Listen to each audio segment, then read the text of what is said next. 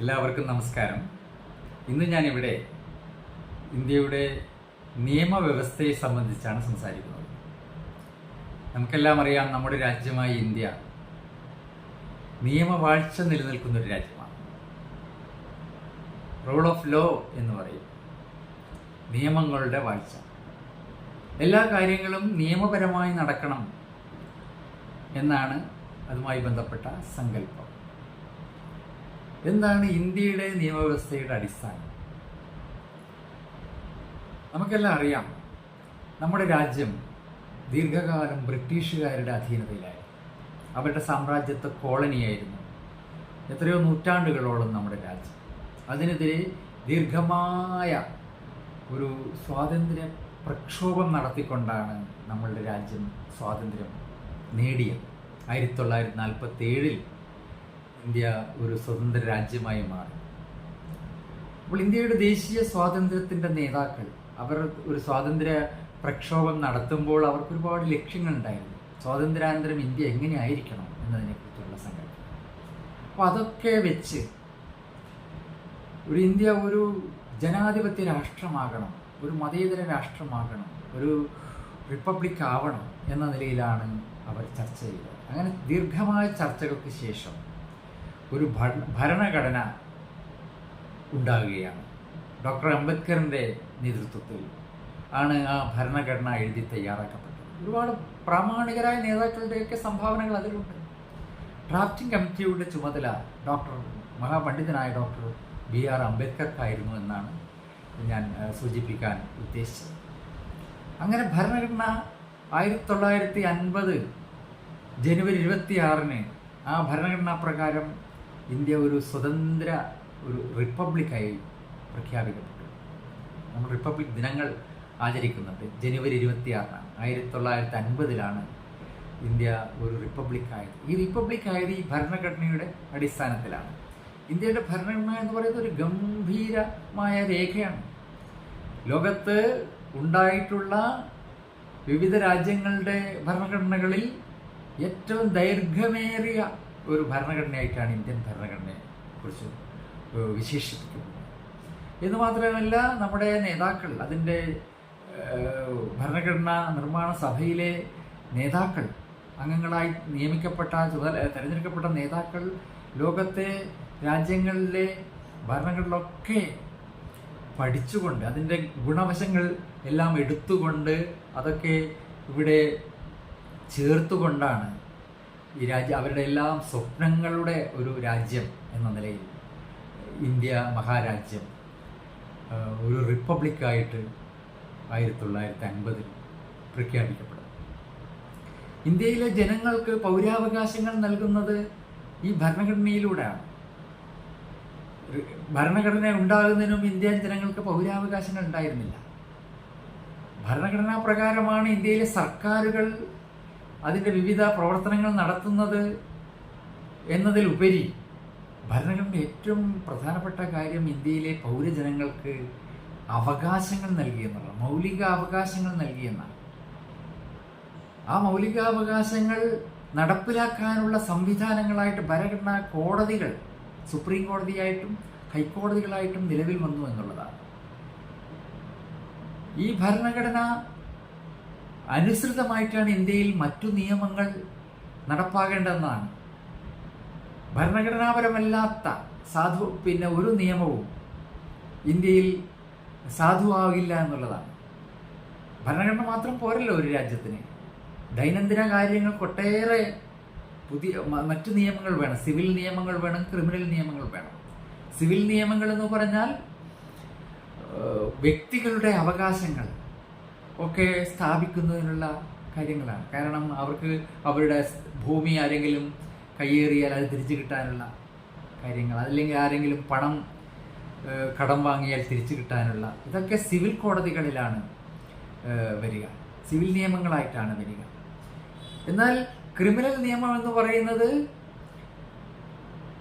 ഒരു നിയമവാഴ്ച നടപ്പാകുമ്പോൾ നിയമലംഘനങ്ങൾ ഒഴിവാക്കുന്നതിന് വേണ്ടിയിട്ടാണ്. നിയമങ്ങൾ സർക്കാരാണ് നടപ്പാക്കേണ്ടത്.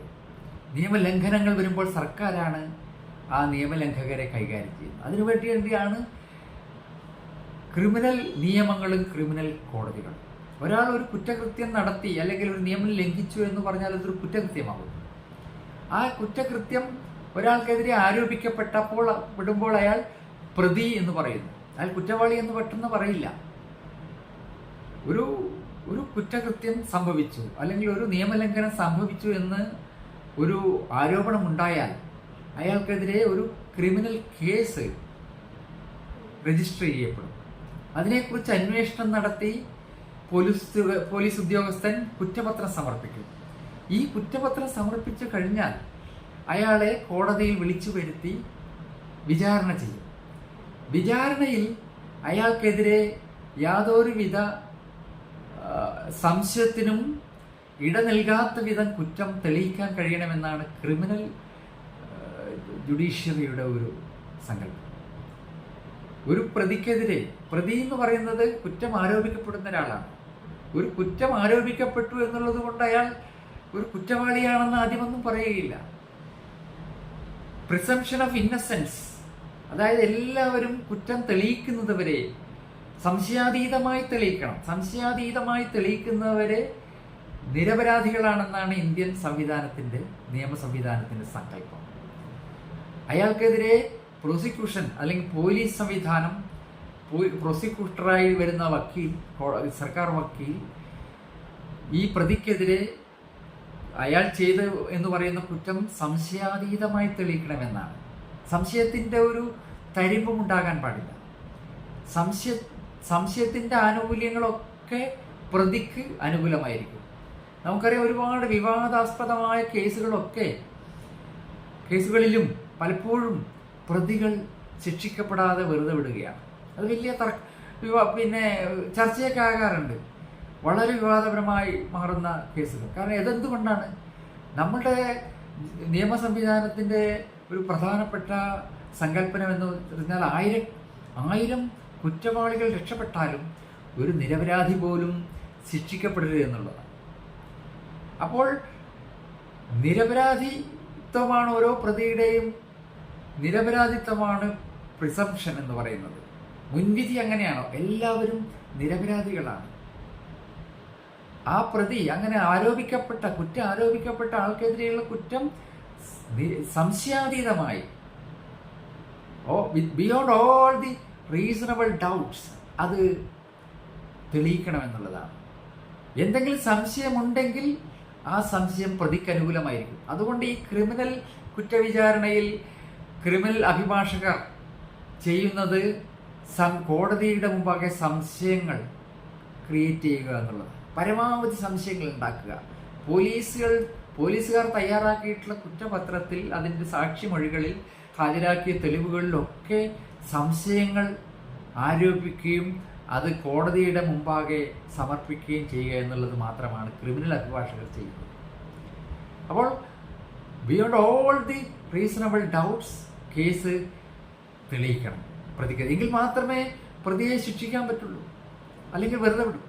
പലപ്പോഴും പ്രോസിക്യൂഷൻ പരാജയപ്പെട്ടു. പ്രതിക്കെതിരെ സംശയത്തിന് അതീതമായി കുറ്റം തെളിയിക്കുന്നതിൽ പ്രോസിക്യൂഷൻ പരാജയപ്പെട്ടു. സംശയത്തിൻ്റെ ആനുകൂല്യങ്ങൾ നൽകി വെറുതെ വിടുന്നു എന്നാണ് ക്രിമിനൽ കേസുകളിൽ കോടതി പറയുക. അതാണ് ക്രിമിനൽ കോടതികളുടെ രീതി. എന്നാൽ സിവിൽ കോടതികളിൽ അങ്ങനെയല്ല. പ്രിപ്പോണ്ടറൻസ് ഓഫ് പ്രോബബിലിറ്റി എന്ന് പറയുന്ന ഒരു സങ്കല്പമാണ്. കൂടുതൽ ഏതിനാണ്, ആരുടെ കേസാണ് കൂടുതൽ സാധ്യത, അവർ തൂക്കി നോക്കും. ഒരു തുലാസിൽ പരാതിക്കാരനും എതിർകക്ഷിയും തമ്മിൽ അവർ നിരത്തുന്ന വാദമുഖങ്ങൾ, തെളിവുകൾ, ഇതിലേതാണ് കൂടുതൽ സാധ്യത, അത് പരിശോധിച്ചിട്ട് കേസ് തള്ളുകയും കൊള്ളുകയും ചെയ്യാണ് സിവിൽ കോടതിയിൽ നടക്കുക. ഇതാണ് സിവിൽ കോടതിയും ക്രിമിനൽ കോടതിയും തമ്മിലുള്ള വ്യത്യാസം. സിവിൽ ക്രിമിനൽ അല്ലാതെ വേറെ ഒരുപാട് വ്യത്യസ്തമായ നിയമങ്ങളുണ്ട്. ഈ നിയമങ്ങളൊക്കെ ഭരണഘടനാപരമായിരിക്കണം എന്നാണ് സങ്കല്പം. ഭരണഘടനയ്ക്ക് ഏതെങ്കിലും, ഈ സിവിലായാലും ക്രിമിനലായാലും നിയമങ്ങൾ ഉണ്ടായാൽ ആ നിയമങ്ങൾ ഭരണഘടനാപരമാണ് എന്ന് പരിശോധിക്കാൻ കോടതികൾക്കാണ് അധികാരം. ഭരണഘടനാ കോടതികൾ, ഹൈക്കോടതി ആയാലും സുപ്രീം കോടതി ആയാലും. അത് ഈ നിയമത്തിൻ്റെ സാധുത പരിശോധിക്കും. എന്താണ് അതിൻ്റെ പ്രധാനപ്പെട്ട കാര്യം? ഇത് ഭരണഘടനാപരമാണോ എന്ന് നിശ്ചയിക്കുന്നത്, അതിൻ്റെ സങ്കല്പം അത് പൗരാവകാശങ്ങൾക്ക്, ഭരണഘടന വിഭാവനം ചെയ്യുന്ന പൗരാവകാശങ്ങൾക്ക് എതിരാണോ? പൗരാവകാശങ്ങൾ ലംഘിക്കുന്നുണ്ടോ? ഇന്ത്യയിലെ പൗരന്മാർക്ക് ഒരുപാട് അവകാശങ്ങളുണ്ട്. ആ അവകാശങ്ങൾ ലംഘിക്കത്തക്കതാണോ ഈ നിയമങ്ങളെന്നാണ് പ്രധാനമായും കോടതികൾ പരിശോധിക്കുന്നത്.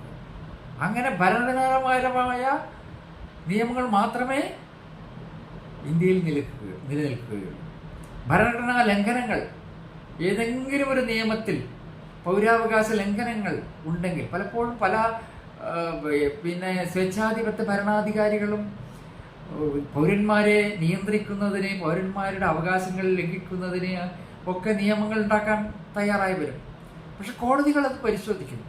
കോടതികൾ പരിശോധിച്ചുകൊണ്ട് അവരുടെ ഏതെങ്കിലും നിയമത്തിൽ, അവരുടെ സ്വാതന്ത്ര്യത്തിൽ, അവരുടെ മതപരമായ സ്വാതന്ത്ര്യം, അല്ലെങ്കിൽ അവരുടെ യാത്ര ചെയ്യാനുള്ള സ്വാതന്ത്ര്യം, തൊഴിൽ പരമായ സ്വാതന്ത്ര്യം, ആവിഷ്കാര സ്വാതന്ത്ര്യം, ഇങ്ങനെയുള്ള സ്വാതന്ത്ര്യങ്ങളൊക്കെ ഹനിക്കുന്നതാണ് എന്ന് കണ്ടാൽ ആ നിയമങ്ങളൊക്കെ അസാധുവായി പ്രഖ്യാപിക്കും ഭരണഘടന കോടതികൾ.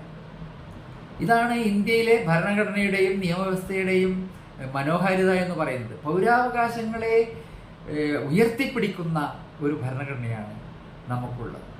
നമ്മുടെ കോടതി സംവിധാനവും മൊത്തം ഈ ഭരണഘടനയ്ക്ക് അനുരോധമായിട്ടാണ് പ്രവർത്തിക്കുന്നത്. കോടതികളെ അല്ലെങ്കിൽ ജുഡീഷ്യറിയെ സ്വാധീനിക്കാൻ ഭരണകൂടങ്ങൾ ശ്രമിക്കുമ്പോഴും ആ സ്വാധീനത്തിന് വഴങ്ങാതെ സ്വതന്ത്രമായി നിലനിൽക്കുമെന്നാണ് ജുഡീഷ്യറിയെക്കുറിച്ചുള്ള സങ്കല്പം.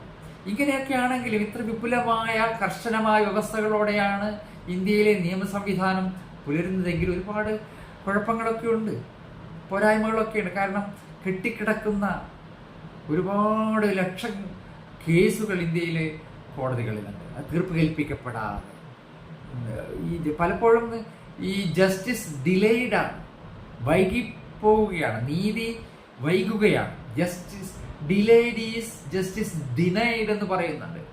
വൈകിപ്പിക്കപ്പെടുന്ന നീതി എന്ന് പറയുന്നത് നിഷേധിക്കപ്പെടുന്ന നീതി ആണ് എന്ന സങ്കല്പമുണ്ട്. ഈ കേസുകളൊക്കെ, ഇങ്ങനെ കെട്ടിക്കിടക്കുന്ന കേസുകളൊക്കെ വേഗത്തിൽ തീർപ്പ് കൽപ്പിക്കാനുള്ള ശ്രമങ്ങൾ ഉണ്ടാകണം. അതുപോലെ തന്നെ നിയമ സംവിധാനം, നിയമവാഴ്ച ശരിക്കും നടപ്പിലാകണമെങ്കിൽ അവകാശബോധമുള്ള പൗരജനങ്ങൾ ഉണ്ടാകണം.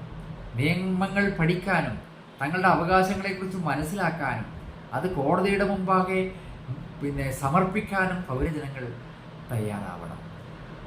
എങ്കിൽ മാത്രമേ ജനാധിപത്യവും നിയമവ്യവസ്ഥയും സജീവമാവുകയുള്ളൂ. അപ്പോൾ നിയമങ്ങൾ പഠിക്കുക എന്നുള്ളത് വളരെ പ്രധാനപ്പെട്ട കാര്യമാണ്. നിയമങ്ങൾ പഠിക്കുക, ഏറ്റവും വലിയ അഭ്യസ്തവിദ്യരായ ആളുകൾ പോലും നിയമത്തിൻ്റെ പ്രാഥമിക പാഠങ്ങൾ പോലും മനസ്സിലാക്കുന്നില്ല എന്നുള്ള ഒരു സ്ഥിതിയുണ്ട്. ഒരുപാട് പേരെ കണ്ടിട്ടുണ്ട്. നമ്മൾ ഒരു കേസ്, ഒരു കടലാസ്, കോടതിയിൽ നിന്നൊരു സമൻസൊക്കെ വന്നു കഴിഞ്ഞാൽ വല്ലാതെ വിറയലോടെ ഓടി വരുന്ന ആളുകളുണ്ട്. കാരണം നിയമത്തെക്കുറിച്ച് മനസ്സിലാക്കാൻ ശ്രമിക്കുന്നില്ല എന്നുള്ളതാണ്. നിയമങ്ങൾ പലതും വളരെ ലളിതമായ നിയമങ്ങളാണ്, അത്ര സങ്കീർണമായ നിയമങ്ങളൊന്നുമില്ല. എല്ലാ നിയമങ്ങളും ഒറ്റ വായനയിൽ മനസ്സിലാകുന്നതാണ്. അതിനെ വ്യാഖ്യാനിച്ച് സങ്കീർണമാക്കാം, അതിനുള്ള ശ്രമങ്ങളൊക്കെ ഉണ്ട് എന്നുള്ളത് കാര്യമാണ്. എങ്കിൽ പോലും നമ്മുടെ രാജ്യത്തെ നിയമങ്ങളൊക്കെ വളരെ സുതാര്യമാണ്, എളുപ്പം മനസ്സിലാക്കപ്പെടുന്ന നിയമങ്ങളാണ്. ആ നിയമങ്ങളൊക്കെ പഠിക്കാൻ, നമ്മുടെ അവകാശങ്ങളെക്കുറിച്ച് മനസ്സിലാക്കാൻ, അത് ഉന്നയിക്കാൻ, നിയമ സംവിധാനത്തെ സജീവമാക്കാൻ, ഈ ഭരണ സംവിധാനത്തെ ആകെ ഒരു ഊർജ്ജസ്വലമാക്കാനും ജനാധിപത്യവൽക്കരിക്കാനും പൗരന്മാരായ നമുക്ക് ചുമതലയുണ്ട് എന്ന് മാത്രമാണ് എനിക്ക് ഈ അവസരത്തിൽ ഇവിടെ എല്ലാവരോടുമായി സൂചിപ്പിക്കാറുള്ളത്. നന്ദി, നമസ്കാരം.